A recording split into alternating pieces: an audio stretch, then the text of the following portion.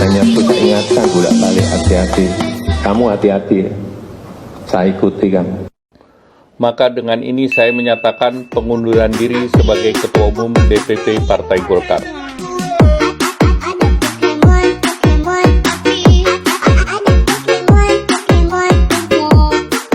Jadi dia berhitung bahwa Gibran tidak mungkin punya kemampuan untuk mengamankan dia kalau parlemen tidak dia kuasai itu. Nah, menguasai parlemen artinya menguasai partai-partai yang signifikan mempersoalkan kebijakan Jokowi. Siapa itu? Ya PDIP yang memang sudah berseberangan. Dan PDIP tidak mungkin dikendalikan Jokowi. Partai-partai lain itu terlalu kecil, maka Golkar lah yang jadi sasaran. Assalamualaikum warahmatullahi wabarakatuh. Kembali lagi di channel Prayoga Muhammad. Gimana kabar kalian semua? Semoga baik-baik saja ya, dan dilancarkan segala rizkinya. Kita kembali lagi akan membahas politik yang ngeri-ngeri sedap akhir-akhir ini. Dimana sebelum lengsernya Pak Jokowi selalu bermanuver yang tentunya membuat kita semua rakyat biasa kaget-kagetan. Terakhir teman-teman semua, atas mundurnya Pak Erlangga dari Ketua Umum Golkar. Tentu ini menjadi pertanyaan besar untuk kita semua. Apakah ini benar-benar akan dimainkan oleh Pak Jokowi? Menurut pengamat politik Bung Rocky Gerung yang sudah berbulan-bulan lalu beliau mengatakan bahwasanya Pak Jokowi akan menduduki kursi Ketua Umum Golkar. Karena dengan itu akan mengamankan diri Pak Jokowi setelah lengser nanti. Karena Pak Jokowi juga harus mencengkram parlemen ya. Dimana Golkar pun banyak yang duduk di parlemen. Nah teman-teman semua, dengan mundurnya Pak Erlangga ini tentu insting kita, intuisi kita berpikir bahwasanya nanti yang akan menggantikan adalah Pak Joko Widodo. Tapi sebagian teman-teman juga mengatakan ini akan digantikan oleh belimbing sayur. Gimana kalau menurut kalian teman-teman semua? Belum lagi Pak Anies yang dijegal, yang dimana banyak partai-partai yang sebelumnya mendukung Pak Anies malah justru masuk dalam Kim Plus. Lalu gimana nih demokrasi kita? Apakah masih utuh atau justru sudah cacat? Nah teman-teman semua, kita akan lihat ya bagaimana tanggapan dari para netizen. Begitupun dari pembela Pak Jokowi sendiri. Tapi sebelumnya kita lihat dulu video ini. Jadi itu urusan internal Golkar. Urusan internal Golkar. Munas itu urusan internal Golkar. Dan sebagai partai besar, partai yang memiliki pengalaman yang panjang dalam berpolitik, saya kira nggak mungkin lah bisa diintervensi oleh menteri, diintervensi dari eksternal. Saya kira itu hanya isu-isu yang biasa dalam politik. Kalau saya kira bisa intervensi ke Golkar, jagoan benar. Saya kira belum. Tapi saya tahu itu sudah dalam perencanaan lama.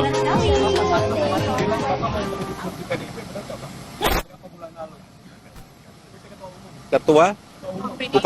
Bukan Golkar. Apaan tuh? Meledak.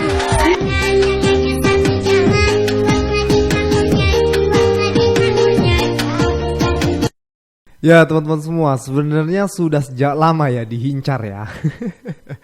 Ini sebenarnya partai-partai besar yang menginginkan Pak Jokowi untuk menjadi ketua umumnya atau justru Pak Jokowi yang ingin masuk. Tapi kalau menurut gua sih Pak Jokowinya ingin masuk ya, karena setelah lengser nanti sepertinya banyak yang akan dikasuskan gitu kan.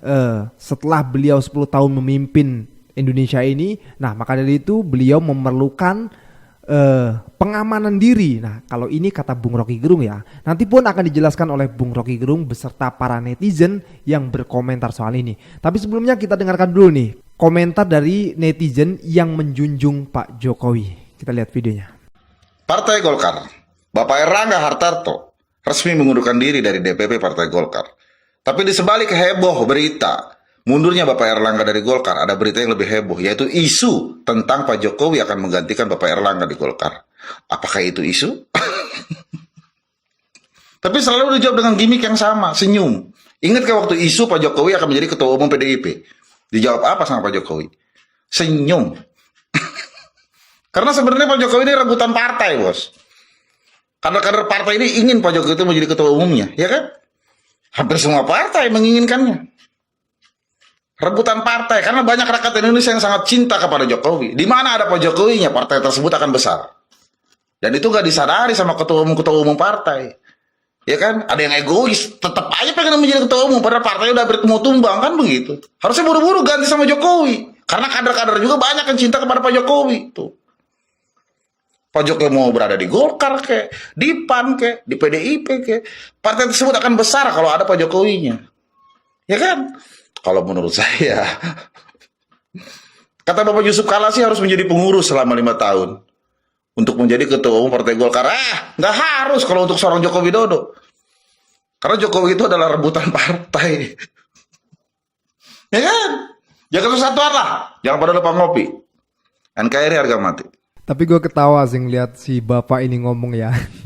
Bapak harus ingat Pak Jokowi itu presiden, punya perangkat kekuasaan. Jadi wajar aja kalau saat ini orang berebut ingin dengan beliau gitu loh. Tapi beliau itu mau lengser.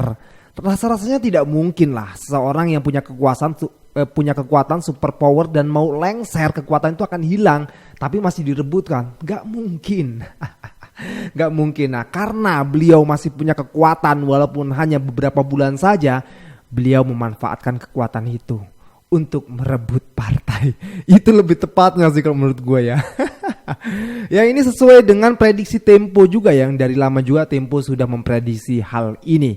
Coba kita lihat ya teman-teman semua, ini komentar dari netizen, begitu juga dengan Bung Rocky Gerung ya. Sekarang kita compare nih, kita adukan dengan omongan bapak ini. Mana yang lebih benar dan sesuai dengan faktanya. Kita lihat videonya. Pohon beringin tumbang, lagi rame, nggak ada badai, nggak ada hujan, tahu-tahu mundur. Jangan-jangan belimbing sayur disiapin. Kali aja kita kan sebagai masyarakat kan tebak-tebak bulu. Nah, kagak ada badai, kagak ada hujan, kagak ada petir, tahu-tahu tumbang. Dia mundur. Ada apa ya? Hah?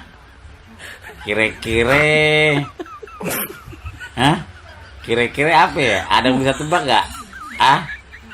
Jangan-jangan belimbing sayur lagi disiapin. Gimana nggak mau tumbang tuh pohon beringin? Yang nebang tukang kayu. Sampai lagi tuh pohon beringin emang udah tua ya. Udah keropok emang, udah keropos. Gampang banget ditebang emang. Nebangnya juga pakai senso, nggak nanggung-nanggung. Akhirnya tumbang juga tuh. Oleng dia. Ampun dah. Habis itu mudinya pada kabur. Kacau. Salam logika. Berikut adalah kronologis runtuhnya pohon beringin. Tanggal 6 Agustus 2024, info A1 bahwa pohon beringin akan dicuri. Lalu tanggal 8 Agustus, petinggi pohon beringin yaitu LBP dan ABR bilang bahwa pohon beringin sampai saat ini tetap solid. Dilanjutkan tanggal 10 Agustus, Pak Lurah panggil Ketua Umum Pohon Beringin. Tanggal 11 Agustus, pohon beringin akhirnya nyerah, tumbang, dan runtuh. Berdasarkan cerita-cerita di warung kopi, kira-kira ketika ketum pohon beringin dipanggil Pak Lurah bilang begini, "Kamu mundur secara sukarela atau gua mundurkan dengan kasus minyak." Apakah akhirnya si bocil akan menjadi ketum pohon beringin? Ya, dari 2 bulan, 3 bulan lalu kita mulai memperhatikan gejala keinginan Presiden Jokowi untuk melumpuhkan semua partai politik demi mengusung putranya tuh. Setelah itu dia mulai berpikir bahwa kendati Gibran sudah ada dalam posisi yang sangat kuat, yaitu sebagai wakil presiden, tetapi kekuatan Gibran itu tidak cukup untuk mampu melindungi Jokowi di kemudian hari. Kira-kira begitu pikiran Pak Jokowi. Karena itu dia memerlukan satu strategi untuk memastikan bahwa semua peralatan politik, bukan sekedar kedudukan Gibran, tapi semua peralatan politik di DPR harus dia kendalikan. Kan itu intinya tuh yang saya dan FNN bahas tiap hari sebetulnya. Jadi keinginan Jokowi untuk memaksimalkan genggamannya sekarang dia perlihatkan melalui pengambil alihan Partai Golkar. Jadi kalau kita anggap bahwa Jokowi cukup dengan taruh Gibran di tempatnya Pak Prabowo, dulu kita sebut itu bakal tidak cukup karena fungsi Gibran adalah wakil presiden, tidak punya kemampuan eksekusi apalagi di bawah Pak Prabowo tuh. Jadi kelihatannya Jokowi menyadari sendiri bahwa Gibran itu bukan peralatan yang cukup untuk mengamankan dia sebagai setelah lengser. Nah itu kira-kira dasar material kenapa Jokowi akhirnya menganeksasi Golkar. Sempurnalah kemampuan kita untuk melihat bagaimana kekuasaan Jokowi itu di ujung masa berkuasanya masih ingin dapat kepastian bahwa dia tidak akan dipersoalkan setelah kekuasaannya berakhir nanti. Nah di situ fungsi dari Bahlil atau orang-orang sekitar Jokowi berupaya untuk memberi jaminan bahwa Pak Jokowi Anda akan aman kalau Golkar itu kami yang kendalikan. Apalagi kalau akhirnya dibuat semacam mekanisme dari antah berantah supaya Jokowi jadi semacam ketua umum bayangan di Golkar untuk mengendalikan Golkar di parlemen. Kan dia gagal untuk mengendalikan PDIP. Jadi kelihatannya itu dasar berpikir awal. Tetapi sekali lagi Jokowi sebagai pelaku politik, sebagai political actor, ngerti bahwa dia nanti akan dipersoalkan. Jadi dia berhitung bahwa Gibran tidak mungkin punya kemampuan untuk mengamankan dia kalau kalau parlemen tidak dia kuasai itu. Nah menguasai parlemen artinya menguasai partai-partai yang signifikan mempersoalkan kebijakan Jokowi. Siapa itu? Ya PDIP yang memang sudah berseberangan. Dan PDIP tidak mungkin dikendalikan Jokowi. Partai-partai lain itu terlalu kecil. Maka Golkar lah yang jadi sasaran. Kenapa? Karena Golkar punya semacam ditawan secara politik oleh Jokowi karena kasus-kasus di sekitar kepemimpinan Erlangga. Kan hanya itu keterangannya tuh. Kita bisa pergi kemana-mana keterangan lain, tapi kelihatannya inti dari masalah pemaksaan Erlangga untuk mengundurkan diri adalah keinginan Jokowi untuk mengendalikan Golkar. Sekarang bukan, setelah dia lengser nanti, supaya Golkar tidak punya semacam peralatan untuk mempersoalkan hal-hal yang pada satu waktu nanti setelah Pak Jokowi lengser akan dibuka ke publik sebagai kejahatan konstitusional atau bahkan kejahatan kebijakan atau kejahatan ekonomi. Kan itu semua yang ditabung oleh Jokowi hari-hari ini kan. Ya, penjelasan dari Bung Rocky Gerung lebih sesuai dengan fakta yang ada ya, di mana Jokowi ingin menduduki ataupun merebut Golkar agar bisa melindungi dirinya setelah lengser. Itu menurut pandangan dari Bung Rocky Gerung yang selama ini memang beliau sudah menjelaskan seperti itu ya. Karena ini udah karena gerak-geriknya memang menuju ke situ guys. Setelah Pak Jokowi lengser banyak kasus mungkin kan yang nantinya akan diangkat lagi gitu. Kalau beliau tidak punya kendaraan ataupun perlindungan dari partai, mau berlindung sama siapa lagi? Sama Gibran hanya sebagai wakil yang dimana tidak bisa bergerak tanpa perintah dari Pak Prabowo, ya kan? Pusing lagi dia kan? Maka dari itu, mumpung kekuatannya masih ada walaupun hanya tinggal segini, dia pergunakan dengan maksimal. Oke teman-teman semua, kita lanjut lagi ke videonya. Operasi apa yang gak ada di rumah sakit? Operasi politiknya Pak Lurah. Lemah emang berpolitik di Indonesia ini. Memilih gak berparpol, nasibnya kayak Anies Baswedan. Pengen maju pemilu, tapi gak dapet tiket dari partai politik. Memilih merintis di parpol, nasibnya bisa jadi kayak Erlangga Hartarto. Ujung-ujungnya disandra kekuasaan dan dipaksa untuk mundur. Ada pelajaran yang bisa dipetik dari peristiwa yang menimpa Anies Baswedan dan juga Erlangga Hartarto ini. Yang pertama untuk Mas Anies, sudah saatnya bergabung ke dalam partai politik. Mau bikin baru mau gabung yang udah ada. Kalau referensi juga buku Hub Demokrasi Day, pejuang-pejuang pro demokrasi itu sudah harus masuk ke dalam partai politik. Kenapa? Karena kalau tidak, mereka akan menjadi pihak yang lebih besar dari parpol. Dan tentu itu tidak baik untuk instrumen demokrasi. Ridwan Kamil tuh emang banyak menyebalkan, gue juga banyak kontra. Tapi dalam hal dia berani masuk parpol dan pilihannya adalah Golkar, menurut gue ya langkah dia tepat. Karena dia tahu kalau nggak berparpol, ujung-ujungnya dia nggak punya dukungan yang pasti dan solid untuk maju di pemilihan umum berikutnya. Anies gabung PDIP menarik, mau gabung Nasdem juga menarik, atau mungkin mau akuisisi partai kecil gitu kayak misalnya PSI atau Perindo jadi Perubahan Indonesia mungkin, atau pengen bikin partai baru, ubah bareng party misalnya atau apalah. Silakan Mas Anies, kita tunggu masuk parpol. Yang kedua, pelajaran dari peristiwa Erlangga Hartarto. Ini adalah definisi dari sebuah kalimat. Once you sell your soul to the devil, you cannot get it back. Jokowi itu luar biasa. Dia bisa membuat stigma Golkar yang tadinya adalah partai tanpa pemilik karena mungkin ownernya banyak. Dia bikin kesan Golkar itu bisa dikontrol. Golkar itu dapat diintimidasi dan Golkar itu dapat diganti. Ya, dari Erlangga kita belajar. Lo dari awal milih jilat-jilat sama kekuasaan tanpa batas gitu ya. Lo milih manut sama kekuasaan tanpa batas. Ya ujung-ujungnya lo juga harus siap kalau kekuasaan atau raja tersebut minta apapun, termasuk minta lo mundur.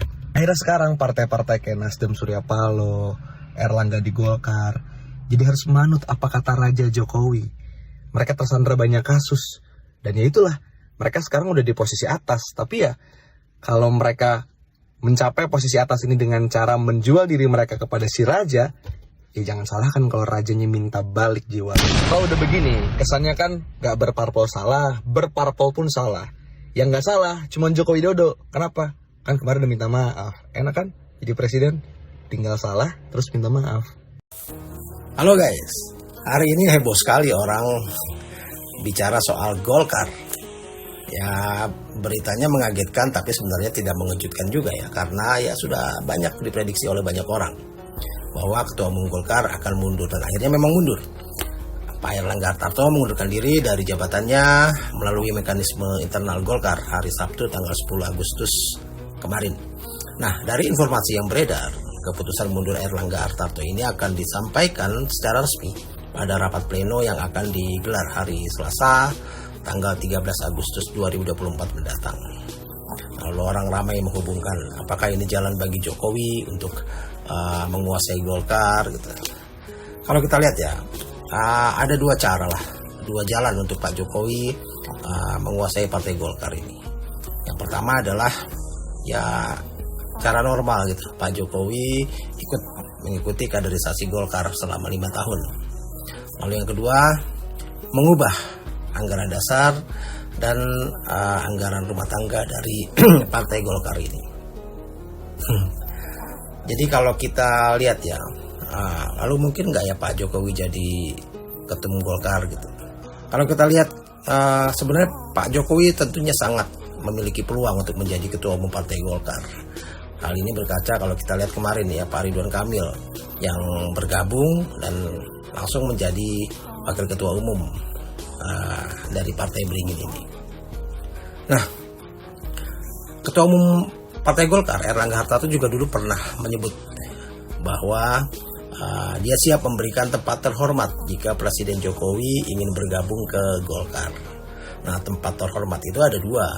Yang pertama adalah ya kursi Ketua Umum dan atau Ketua Dewan Pembina. Jadi dua ini pilihannya. Nah, satu-satunya cara yang menurut saya yang membuat Presiden Jokowi bisa maju sebagai calon ketum Golkar adalah ya lewat evaluasi pelaksanaan anggaran dasar dan anggaran rumah tangga dari Partai Golkar ini. Dan itu harus dalam forum tertinggi Partai Golkar, yaitu Musyawarah Nasional. Nah, lalu orang juga ramai memprediksi bahwa Bahlil lah yang akan menggantikan Erlangga. Ya, Bahlil memang orangnya Jokowi dan mengaku kader Golkar. Ya, tapi kalau menurut saya dia tidak akan mampu membesarkan Partai Golkar. Jika ingin jadi partai penguasa atau pemenang, maka harus Jokowi sendirilah yang menjadi ketua umumnya kalau menurut saya. Karena saya yakin juga sih semua kader Golkar pasti ya yakinlah dan ingin mengulang masa-masa kejayaannya menjadi penguasa. Nah, Tapi kalau misalnya ketua umum Golkar ini diganti jadi Bahlil, ya sepertinya kan ya nggak jauh beda juga ya, karena sepertinya ada beberapa alasan sih kalau memang Bahlil ya. Yang pertama adalah ya dia ini kan setia, alias dia adalah boneka Jokowi Tulen. Lalu yang kedua ini untuk mengampankan investasi-investasi IKN. Dan yang ketiga perlindungan hukum dan politik untuk Jokowi karena banyak sekali kebijakan Jokowi yang dianggap kontroversial. Dan yang keempat tentunya untuk Gibran for 2029. Salam.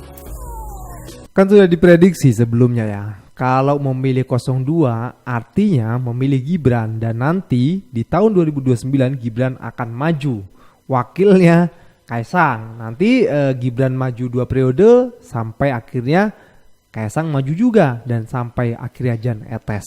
Ya sudah guys, kita nikmatin saja dinasti politik ini ya. Kacau lah pokoknya. Oke teman-teman semua, gue rasa cukup ya. Jangan lupa untuk berikan komentar dan kritikan kalian bawah ini. Jangan lupa juga untuk like, subscribe channel ini. Sekian dari gue Bragam Muhammad. Wassalamualaikum warahmatullahi wabarakatuh.